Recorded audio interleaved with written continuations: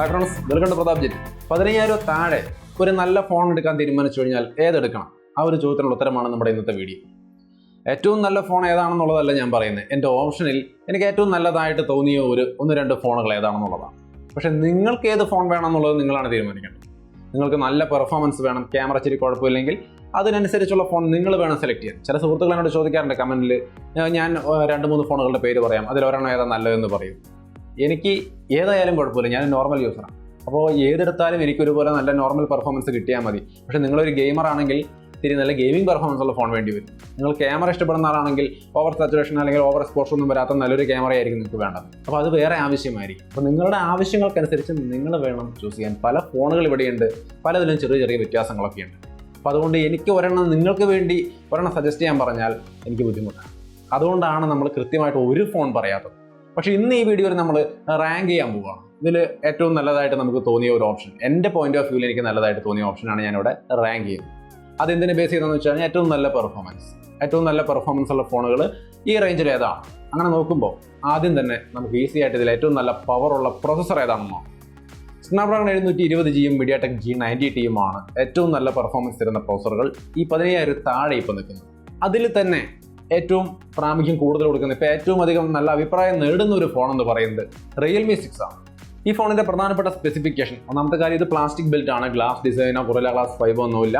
Rear side plastic design ആണ്. ഫ്രണ്ടിലാണെങ്കിൽ Gorilla Glass 3 ഉള്ളൂ. അപ്പോൾ ഒരു നോർമൽ ഡിസൈനും സെറ്റപ്പ് ഒക്കെയാണ്. കാണാനൊക്കെ നല്ല രസമൊക്കെ ഉണ്ട്. 5 ഹോൾ ക്യാമറ സെറ്റപ്പ് ഒക്കെ ആയിട്ട് നല്ല ഡിസൈനൊക്കെയാണ്. ലൈറ്റ് വെയിറ്റുമാണ്, ഓവർ വെയിറ്റും കാര്യങ്ങളൊന്നുമില്ല. പക്ഷേ ഡിസൈൻ ഇത്തരത്തിലാണ്. LED ഡിസ്പ്ലേ ഒന്നുമില്ല, സാധാ LCD ഡിസ്പ്ലേ ആണ്. പക്ഷേ പ്രോസസ്സർ MediaTek G90T എന്ന് പറയുന്ന പ്രോസസ്സറാണ്. സ്വല്പം ഹീറ്റിംഗ് വരുന്നുണ്ട്, പക്ഷേ എങ്കിലും ഓവർ ഹീറ്റിംഗ് ആയിട്ട് അങ്ങനെ കളിക്കാൻ പറ്റാത്ത അവസ്ഥയൊന്നും, ഗെയിം കളിക്കാൻ പറ്റാത്ത അവസ്ഥയൊന്നും ഈ ഫോണിൽ എപ്പോഴും ഇല്ല എന്നുള്ളതാണ് റിപ്പോർട്ട്. അപ്പോൾ ഒരു നല്ല ഫോണായിട്ട് ഒരുപാട് പേരും ചൂസ് ചെയ്യുന്ന, റെക്കമെൻഡ് ചെയ്യുന്ന ഒരു ഫോൺ എന്ന് പറയുന്നത് Realme 6 ആണ് ഇപ്പോഴത്തെ ഒരു അവസ്ഥ. 90% സ്ക്രീൻ ടു ബോഡി റേഷ്യോ ഉണ്ട്. 6.5 ഇഞ്ച് വരുന്ന ഫുൾ HD പ്ലസ് ആണ് ഡിസ്പ്ലേ. അപ്പോൾ ഒരു നല്ല ഡിസ്പ്ലേയും കാര്യങ്ങളും, 4300 mAh battery, 30 what VOOC charging ആണ് സപ്പോർട്ട് ചെയ്യുന്നത്. അപ്പോൾ നല്ല ബാറ്ററി ലൈഫും കാര്യങ്ങളുണ്ട്. നല്ല ഫാസ്റ്റ് ചാർജിങ്ങും ഇതിൻ്റെ ഒപ്പം വരുന്നുണ്ട്. ക്യാമറ 64 മെഗാ പിക്സൽ അടങ്ങുന്ന ക്വാഡ് ക്യാമറ സെറ്റപ്പാണ്. സാംസങ്ങിൻ്റെ GW1 സെൻസർ തന്നെയാണ് ഇതിനകത്ത് ഉപയോഗിച്ചിരിക്കുന്നത്. ഓവറോൾ നല്ലൊരു ക്യാമറ ക്വാളിറ്റിയാണ് ഈ ഒരു ഫോണിൻ്റെ ക്യാമറ തരുന്നത്. ക്യാമറ റിവ്യൂസ് കണ്ടു നോക്കി നിങ്ങൾക്ക് പറ്റിയതാണോ എന്ന് ഉറപ്പിക്കുകയാണ്. ഫ്രണ്ട് ക്യാമറ നോക്കിക്കഴിഞ്ഞാൽ 16 മെഗാ പിക്സലാണ്, f2.0 ആപ്പർച്ചറിൽ. അതും ഒരു നല്ല റിസൾട്ട് തന്നെയാണ് തരുന്നത്. സോ ഓവറോൾ എല്ലാ മേഖല കൊണ്ടും, ഡിസൈൻ ആയാലും ലൈറ്റ് വെയിറ്റ് ആയ ഫോൺ ആയതുകൊണ്ടും, അതേപോലെ 5 ഹോൾ സെറ്റപ്പ്, ഒരു മോഡേൺ ഡിസൈനായി, നല്ല പെർഫോമൻസ്, അതേപോലെ നല്ല ബാറ്ററി, നല്ല ക്യാമറ, ഓവറോൾ ഈ ഒരു ഫോണിനെ എല്ലാവരും ഒരു ബെസ്റ്റ് ഫോണായിട്ട് ഇപ്പോൾ ചൂസ് ചെയ്യുന്നുണ്ട്. സോ Realme 6 തന്നെയാണ് ഏറ്റവും നല്ല ഫോൺ എന്നുള്ളതാണ് എൻ്റെയും ഒരു ഒപ്പീനിയൻ. രണ്ടാമത്തെ ഒരു ഫോൺ എന്ന് പറഞ്ഞു കഴിഞ്ഞാൽ Redmi Note 9 Pro ആണ്. നല്ല ഗ്ലാസ് ഡിസൈനൊക്കെ ആയിട്ട് പക്ക ഒരു പ്രീമിയം ഫോണിൻ്റെ ലുക്കിലുള്ള ഒരു നല്ല ഫോണാണ്. 209 ഗ്രാം വെയിറ്റ് വരുന്നുണ്ട്. 6.67 എന്ന് പറയുന്ന ഇത്തിരി വലിയ ഡിസ്പ്ലേ ആണ്.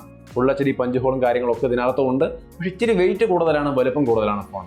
നിങ്ങൾ ഗെയിം കളിക്കുന്ന ആൾക്കാരാണെങ്കിൽ ഈ വെയിറ്റ് ഇത്തിരി അഡ്ജസ്റ്റ് ചെയ്യാമെങ്കിൽ കൂടി 5020 mAh ബാറ്ററിയും നല്ല ഇത്തിരി വലുപ്പം കൂടിയ ഡിസ്പ്ലേയും കാര്യങ്ങളൊക്കെ ഉണ്ടാവും. കുറച്ചുകൂടി ഗെയിമിങ്ങിന് നല്ല രസമായിരിക്കും ഈ പറയുന്ന Redmi Note 9 Pro. ഒപ്പം നല്ല പെർഫോമൻസും ഉണ്ട്. അപ്പോൾ ഇതിൻ്റെ കൂടുതൽ വിശദീകരിക്കുന്നില്ല ഞാൻ ഈ ഫോണിനെ പറ്റി. ഈ പറഞ്ഞത് മെയിൻ ആയിട്ടുള്ള പോയിന്റുകൾ മാത്രമാണ്. കൂടുതൽ വിശദമായിട്ട് അറിയാൻ നമ്മുടെ ചാനലിൽ തന്നെ അതിൻ്റെ ഫുൾ റിവ്യൂ ഒക്കെ ഉണ്ട്. ഞാൻ അതിൻ്റെ ലിങ്ക് ഡിസ്ക്രിപ്ഷനിൽ ആഡ് ചെയ്യുന്നുണ്ട്, ഒന്ന് കണ്ടു നോക്കുക. അപ്പോൾ അതിൻ്റെ പ്രധാനപ്പെട്ട പ്രോസ് ആൻഡ് കോൺസ് എന്താണെന്നുള്ളത് കൃത്യമായിട്ട് മനസ്സിലാക്കാം. അപ്പോൾ രണ്ടാമത്തെ സെക്ഷനിൽ നമ്മൾ പറയുന്നത് Redmi Note 9 Pro ആണ്. Realme 6 നിങ്ങൾക്ക് താല്പര്യമില്ലെങ്കിൽ Note 9 Pro എടുക്കാം. ഈ രീതിയിൽ നല്ല പവർഫുൾ ആയ ഒരു ഫോൺ നിങ്ങൾക്ക് കിട്ടും. ഒപ്പം തന്നെ ഇതിനകത്ത് സ്പെഷ്യലായിട്ട് IR സെൻസറും കാര്യങ്ങളൊക്കെ ഉണ്ട്. നിങ്ങൾക്ക് വേണമെങ്കിൽ റിമോട്ടൊക്കെ ആയിട്ട് ഉപയോഗിക്കാൻ Redmi Note 9 Proയിൽ IR ബ്ലാസ്റ്റർ ഒക്കെ ഉണ്ട്. അപ്പോൾ അത് തീർച്ചയായിട്ടും അതിൻ്റെ ഒരു പ്ലസ് പോയിന്റ് കൂടിയാണ്. ഇനി അടുത്തൊരു ഫോൺ എന്ന് പറയുന്നത് Note 8 Pro ആണ്. റെഡ്മിയുടെ തന്നെ Note 8 Pro, Note 9 Proയുടെ മുമ്പത്തെ വെർഷൻ. അതൊരു നല്ല പവർഫുൾ ആയ ഫോൺ തന്നെയാണ്. MediaTek G90T എന്ന് പറയുന്ന പവർഫുൾ ആയ പ്രോസർ. പക്ഷേ ആ പ്രോസർ ഉള്ളതുകൊണ്ട് തന്നെ അതിന് ഇച്ചിരി ഹീറ്റിംഗ് കൂടുതലുണ്ട്. ഒന്നാമത് ഗ്ലാസ് ഡിസൈനും കൂടിയാണ്. അപ്പോൾ അതുകൊണ്ട് തന്നെ ഒരു ഇച്ചിരി ഹീറ്റിംഗ് കൂടുതൽ ആ ഫോണിന് വരുന്നുണ്ട്. നമ്മുടെ കൂടെ ഗെയിമൊക്കെ കളിക്കാറുള്ള സുധി, തിരുവനന്തപുരത്ത് നിന്നുള്ള സുധിയൊക്കെ ഈ ഒരു ഫോൺ ഉപയോഗിച്ചാണ് എൻ്റെ കൂടെ ഞങ്ങളൊക്കെ ഗെയിം കളിക്കുന്നത്. അതിൽ അയാൾ പറയുന്നത്, ഈ സുധി പറയുന്ന ഏറ്റവും വലിയ കംപ്ലൈൻറ്റ് എന്ന് പറയുന്നത് ഈ ഹീറ്റിംഗ് ആണ്. പെർഫോമൻസിന് യാതൊരു ഇഷ്യൂ അദ്ദേഹം പറയുന്നില്ല. നല്ല പെർഫോമൻസ് ആ ഫോൺ ഇപ്പോഴും തരുന്നുണ്ട്. പക്ഷേ ഹീറ്റിങ്ങിൻ്റെ ഒരു ചെറിയ പ്രശ്നം അതിനകത്തുണ്ട്. ഓവർ ഹീറ്റിംഗ് ആയിട്ട് ഗെയിം കളിക്കാൻ പറ്റാത്ത അവസ്ഥയൊന്നും വരുന്നില്ല. അദ്ദേഹം എൻ്റെ കൂടെ സുഖമായിട്ട് ഗെയിം കളിക്കുന്നുണ്ട്. പക്ഷേ എങ്കിലും ഹീറ്റിംഗ് ഉണ്ട് എന്നുള്ളത് ഓർക്കുക. അതിൻ്റെ റിവ്യൂ നമ്മുടെ ചാനലിൽ തന്നെയുണ്ട്, വേണമെങ്കിൽ ഒന്ന് കണ്ടു നോക്കാം. ലിങ്ക് ഞാൻ ഡിസ്ക്രിപ്ഷനിൽ കൊടുക്കാം. ഇനി ഇതിൻ്റെ പ്രധാനപ്പെട്ട സ്പെസിഫിക്കേഷൻ ജസ്റ്റ് ഒന്ന് പറയാം.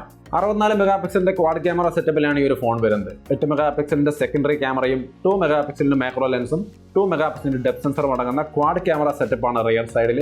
20 മെഗാ പിക്സലിൻ്റെ സെൽഫി ക്യാമറ വരുന്നുണ്ട്. MediaTek G90T എന്ന് പറയുന്ന പവർഫുൾ ആയ ഒരു പ്രോസറും ഈ ഫോണിൻ്റെ ഭാഗമാണ്. അതേപോലെ തന്നെ ഇതിൻ്റെ ബാറ്ററി കപ്പാസിറ്റി എന്ന് വെച്ച് കഴിഞ്ഞാൽ 4500 mAh ബാറ്ററിയും 18 വാട്ട് ഫാസ്റ്റ് ചാർജറുമാണ് വരുന്നത്. ഓവറോൾ നല്ല സ്ട്രോങ് ആയ ഒരു ഫോൺ, നല്ലൊരു പെർഫോമൻസും കാര്യങ്ങളും തരുന്ന നല്ലൊരു ഫോണാണ്. അപ്പോൾ ഇത്രയുമാണ് ഞാൻ ഈ ഒരു പ്രൈസ് റേഞ്ചിൽ 10000-നും 15000-നും ഇടയ്ക്ക് നോക്കിയാൽ റെക്കമെൻഡ് ചെയ്യുന്ന ഏറ്റവും നല്ല ഫോണുകളാണ് എനിക്ക് തോന്നിയ 3 ഫോണുകൾ. ഇങ്ങനെ പറയുമ്പോൾ ചില സുഹൃത്തുക്കൾ കമൻറ്റ് ചെയ്യാറുണ്ട്, ഈ റെഡ്മി റിയൽമി പോലുള്ള ലോക്കൽ ഫോണുകൾ മാത്രമേ നിങ്ങൾ പറയുള്ളൂ, നല്ല ബ്രാൻഡുകളുടെ ഫോണുകളൊന്നും പറയില്ലെന്ന് ഒരു സുഹൃത്ത് ഈ അടുത്ത കാലത്ത് വരെ കമൻറ്റ് ചെയ്തിരുന്നു. 15000 രൂപയ്ക്കും 10000 രൂപയ്ക്കും ഇടയിലുള്ള പ്രൈസ് റേഞ്ച് എന്ന് പറയുന്നത് ഏറ്റവും കോമ്പറ്റീറ്റീവായ പ്രൈസ് റേഞ്ചാണ്. ആ ഒരു റേഞ്ച് പിടിച്ചെടുക്കാൻ ഒരുപാട് ബ്രാൻഡുകൾ ശ്രമിക്കുന്നുണ്ട്.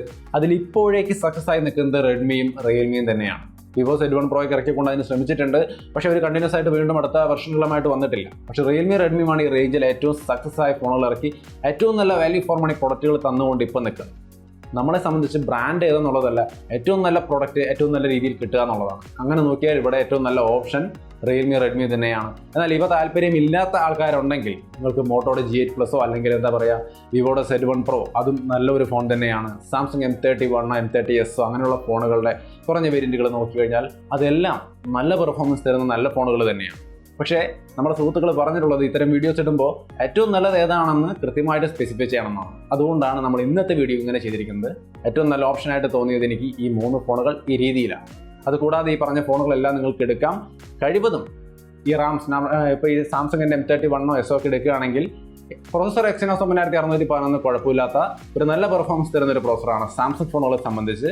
അതിൽ റാം കൂടുതലുള്ളത് എടുക്കാൻ ശ്രമിക്കുക. കഴിവതും ഇനി അങ്ങോട്ട് 6GB റാം തന്നെ എടുക്കാൻ ശ്രമിച്ചാൽ നിങ്ങൾക്ക് കുറച്ചും കൂടി സ്മൂത്തായ ഒരു എക്സ്പീരിയൻസ്, കൂടുതൽ അപ്ലിക്കേഷൻസ് ഹെവി സൈസ് അപ്ലിക്കേഷൻസ് ഉപയോഗിക്കുമ്പോൾ കുറച്ചുകൂടി സ്മൂത്തായ എക്സ്പീരിയൻസ് കിട്ടും. കഴിവതും 6GB റാം എടുക്കാൻ ശ്രമിക്കുക. അപ്പോൾ ഏറ്റവും നല്ല എക്സ്പീരിയൻസ് കിട്ടും. ആ ഒരു കാര്യം മാത്രം മൈൻഡിൽ വെക്കുക. പെർഫോമൻസിന് വലിയ ഇഷ്യൂ ഇല്ലാതെ നല്ല ഫോണുകൾ എടുക്കാൻ വേണ്ടി നിങ്ങൾക്ക് സാധിക്കും. പിന്നെ ഒരു പ്രധാനപ്പെട്ട കാര്യം കൂടി പറയാനുള്ളതിൻ്റെ ഇടയ്ക്ക് നമുക്ക് പല സുഹൃത്തുക്കളും നല്ല ക്യാമറയുള്ള ഫോൺ ഏതാണെന്ന് എന്നോട് ചോദിക്കാം.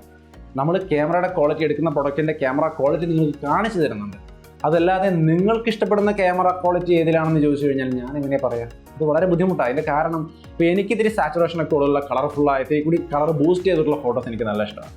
അങ്ങനെ നോക്കിയാൽ എല്ലാവർക്കും അത് ഇഷ്ടമാവില്ല. പലരും നാച്ചുറൽ അല്ല, റിയൽമി ഭയങ്കര കളർ ബൂസ്റ്റിംഗ് ആണ്, അല്ലെങ്കിൽ സാംസങ് ഭയങ്കര കളർ ബൂസ്റ്റിംഗ് ആണ് എന്ന് പറയാറുണ്ട്. സാംസങ് ബൂസ്റ്റിംഗ് ആണ്, അവരുടെ സീരീസിലടക്കം ബൂസ്റ്റിംഗ് ആണ് കളർ.